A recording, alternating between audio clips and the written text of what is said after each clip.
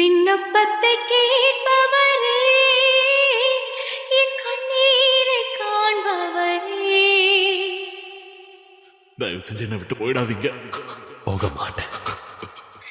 சுகம் தருபவரே, ஸ்தோத்திரம் ஏசையா, என் விண்ணப்பத்தை கேட்பவரே, என் கண்ணீரை காண்பவரே, உம்மால் கூடும் எல்லாம் கூடும், ஒரு வார்த்தை சொன்னால் போதும்.